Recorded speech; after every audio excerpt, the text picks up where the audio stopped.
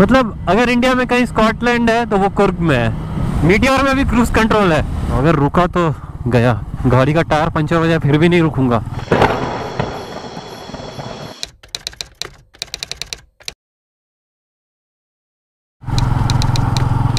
Good afternoon everyone, आप सबका स्वागत है फिर से मेरी एक नई वीडियो में। आज मैं जा रहा हूँ कुर्ग, मदिकेरई कुर्ग, कर्नाटका का एक ब्यूटीफुल और बहुत ही फेमस टूरिस्ट प्लेस है।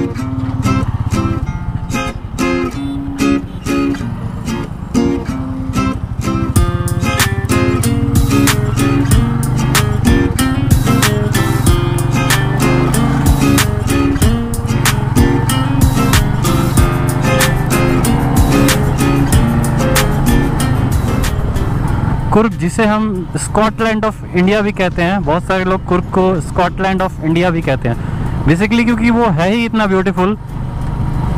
वहाँ पर बहुत ही अच्छे अच्छे हिल्स है और उसका जो वेदर है वो सबसे ऑसम है।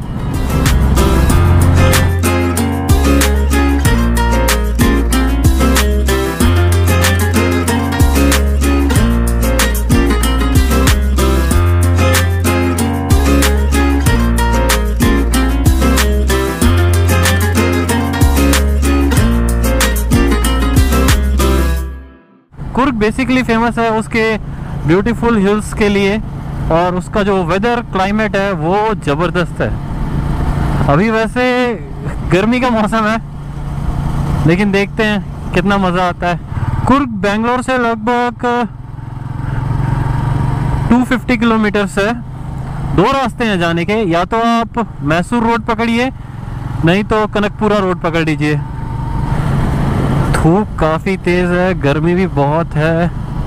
सोचा था सुबह जाऊंगा लेकिन सुबह जाने का मन नहीं किया, क्योंकि सुबह जाता फिर सुबह निकलता उस समय भी धूप रहता ही है और 12 बजे के आसपास मैं वहाँ पहुँचता और उस समय भी काफ़ी तेज़ धूप हो जाती, बहुत गर्मी लगता। बेसिकली ये ट्रिप मैं एक दिन का रखने वाला हूँ। मतलब आज मैं कुर्ग पहुँचूँगा और वहाँ कहीं पे स्टे करूँगा और कल कुर्ग को एक्सप्लोर करूँगा, क्योंकि अभी आज मुझे पहुँचते ही शायद रात के 8-9 बज जाएंगे, तो रात में कुछ एक्सप्लोर करने को रहेगा नहीं, इसलिए कहीं पर होटल लेकर या फिर कहीं पर भी स्टे कर लूँगा और फिर मॉर्निंग में सुबह 6 o'clock से कुर्ग को एक्सप्लोर करना स्टार्ट कर दूँगा।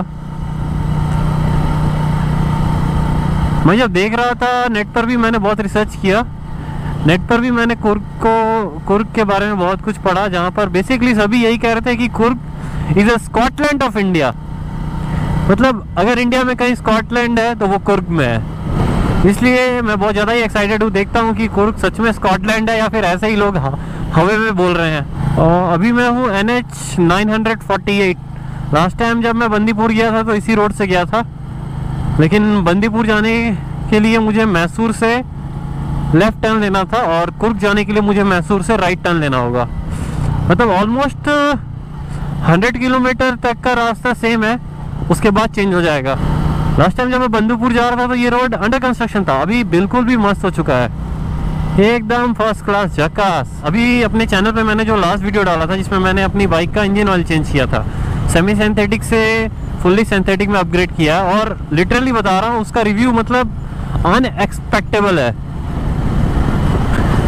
मतलब एकदम बाइक में तो लग रहा है जैसे कुछ साउंड ही नहीं आ रहा है, साउंड एकदम बैठ चुका है, कुछ भी साउंड नहीं आ रहा है, कोई भी वाइब्रेशन की साउंड, कोई भी वो झंझनाहट वाली साउंड, कुछ भी साउंड नहीं आ रहा है, एकदम बाइक स्मूथ चल रही है।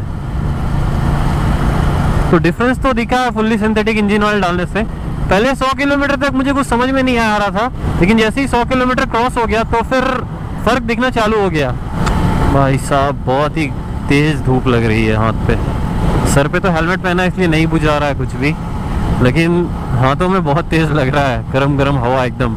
वैसे कुर्ग में एक्सप्लोर करने के लिए बहुत सारी जगह हैं। मैं जब देख रहा था नेट पर तो मैं कंफ्यूज हो गया, लिटरली मैं बहुत ही कंफ्यूज हो गया कि मैं कहाँ जाऊँ देखने, क्योंकि मेरे पास सिर्फ एक दिन का ही टाइम है। तो मैंने डिसाइड किया है कि 2-3 जगह ही जाऊँगा, अगर टाइम रहा तो थोड़ा और एक्सप्लोर कर लूँगा। लेकिन लिटरली कुर्ग में इतनी सारी जगह है ना कि मुझे दोबारा आना पड़ेगा एक बार कुर्ग को फिर से एक्सप्लोर करने के लिए। विंटर में कुर्ग को एक्सप्लोर करने फिर आऊँगा, क्योंकि विंटर में कुर्ग में बहुत ही अच्छा फॉगी वेदर हो जाता है एकदम, उसमें अलग ही मज़ा आएगा। 4 बज चुके हैं और मैंने लिया एक शॉर्ट ब्रेक, और अभी मैं मैसूर से 30 किलोमीटर दूर हूँ। सोचा था मैसूर पहुँच के ब्रेक लूँगा, लेकिन बहुत प्यास लगा था, इसलिए अभी मैंने ब्रेक ले लिया।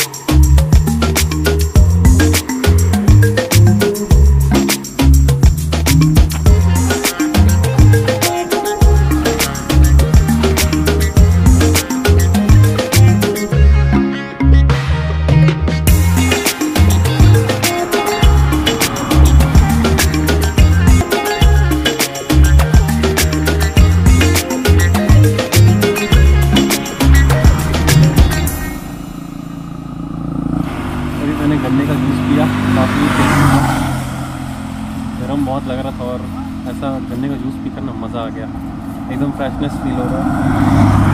और अभी भी 3.5 घंटे की राइड है, 3-3.5 घंटे की, और कोशिश करूँगा 7 बजे तक पहुँचने का।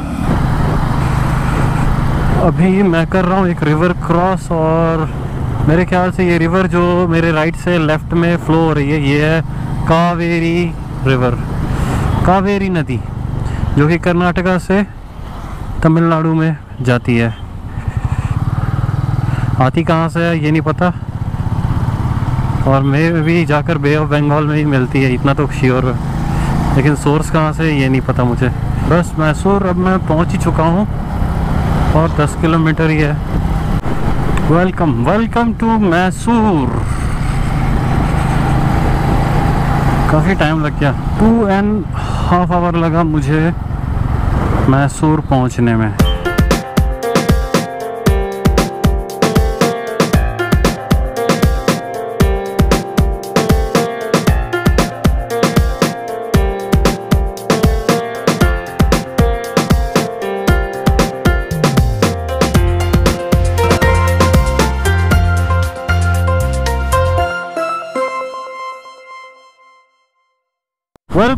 Welcome to Coorg.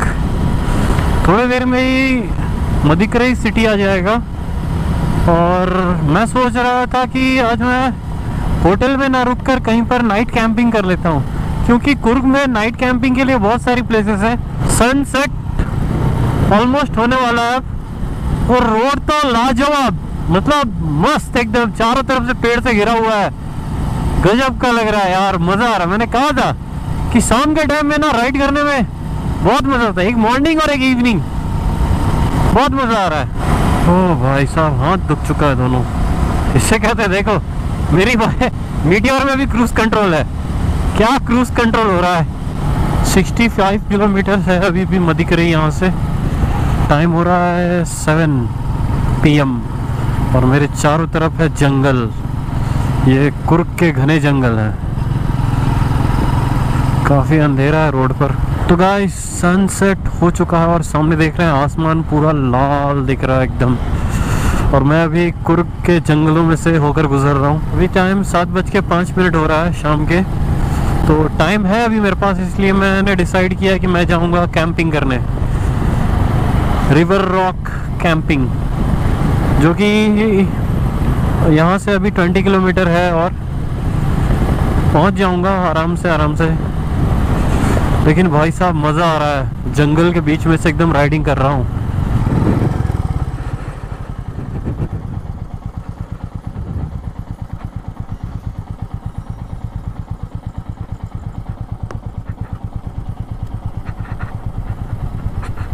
भाई साहब यार, ऐसे रास्ते में चलाने में बहुत डर लग रहा, काफ़ी डेंजरस रास्ता है ये। बाप रे बाप, जानवरों की आवाज़ भी आ रही है, कुत्ते भौंक रहे हैं। कुत्तों सालों डरा दिया तूने मुझे। एक तो इतना घना जंगल। भाई साहब अब तक का मेरा सबसे डरावना राइड है ये। अभी 7:30 बज रहा है लेकिन एक जंगल में राइड कर रहा हूँ। काफ़ी अंधेरा है यार, बहुत डर लग रहा है मुझे। दूर दूर तक एक छोटी सी लाइट नज़र नहीं आ रही। काफ़ी ठंडी और डरावनी जगह है। हाँ, और 7.5 किलोमीटर इस जंगल में मुझे राइड करना है। मेरा फटके हाथ में आ गया भाई साहब। अब सीरियसली बता रहा हूँ, अगर रुका तो गया, बिल्कुल नहीं रुकूंगा। गाड़ी का टायर पंचर हो जाए फिर भी नहीं रुकूंगा, चलाता रहूँगा, क्योंकि ऐसे डरावने जंगल में बिल्कुल रुकना एकदम सेफ नहीं है। याद रहेगा मुझे ये राइड, अंधेरे जंगल में अकेला। भाई मुझे वो राजवन वाली फिल्म की फीलिंग्स आ रही है, वाइब्स आ रही है। उसमें भी इसी तरह डरावना अंधेरा जंगल रहता है। कमजोर दिल वाले तो इस जंगल में ना आए, पूरा भूतिया जंगल है ये। अगर अभी मुझे कोई सफेद कपड़े में दिख भी गया ना तो मुझे कोई फर्क नहीं पड़ेगा, क्योंकि ऑलरेडी मैं डरा हुआ हूँ बहुत। इतने घने अंधेरे जंगल में कौन नहीं डर जाएगा भाई, वो भी अकेले। लेकिन एक बात है, ये डरावना जंगल ये सब देख कर मुझे बहुत मतलब वो डर नहीं लग रहा है। मुझे डर तो लग ही रहा है, लेकिन कहीं ना कहीं मुझे अंदर अंदर बहुत मजा आ रहा है, एक्साइटमेंट आ रहा है। ऐसे डरावने जंगल में पहली बार एक्सपीरियंस कर रहा हूँ यार। भाई साहब आगे नाइट कैंप है भी या नहीं भी, कुछ तो नजर नहीं आ रहा है।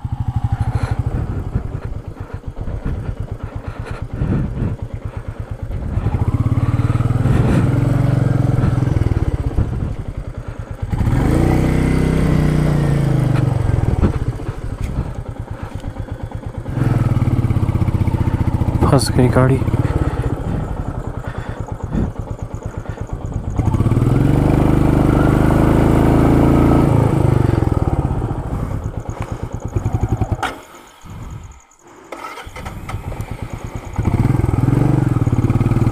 बहुत ही खराब एक्सपीरियंस।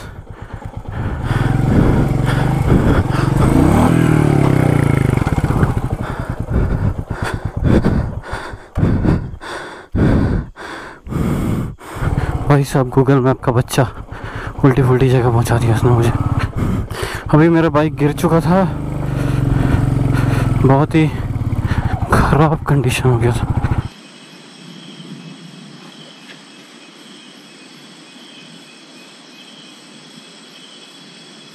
बाइक अभी गिर गया था और बाइक का हाल बहुत ही ख़राब हो चुका है, पूरा कीचड़ से सन चुका है।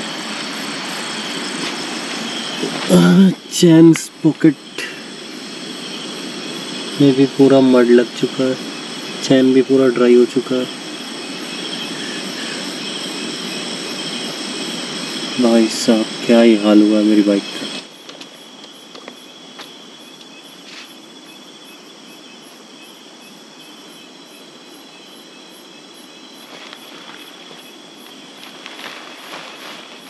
और ये रहा मेरा टेंट, काफ़ी अच्छा टेंट है। जब मैं यहाँ पहुँचा तो कोई भी नहीं था यार। सबसे पहले तो ये नेट लगाता हूँ क्योंकि कीड़े बहुत आ रहे हैं।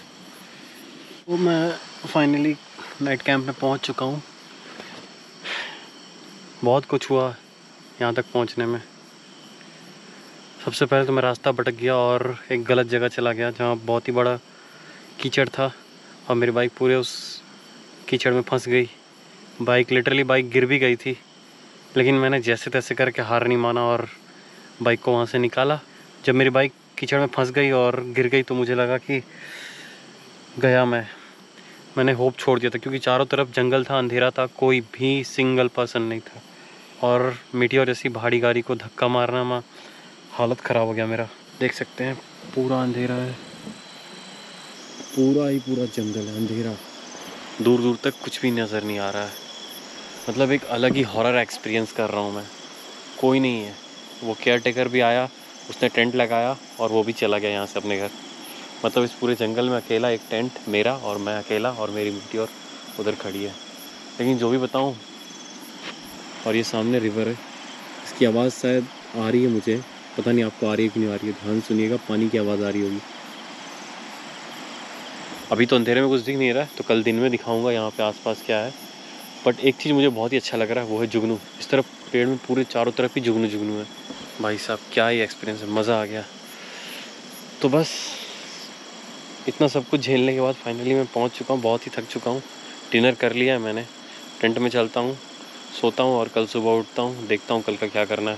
क्योंकि कुछ भी प्लान करता हूँ वो प्लान कभी सक्सेसफुल होता नहीं है, इसलिए अभी बिंदास सो जाता हूँ, कल सुबह उठता हूँ और देखता हूँ क्या करूँगा। Okay, bye bye, good night.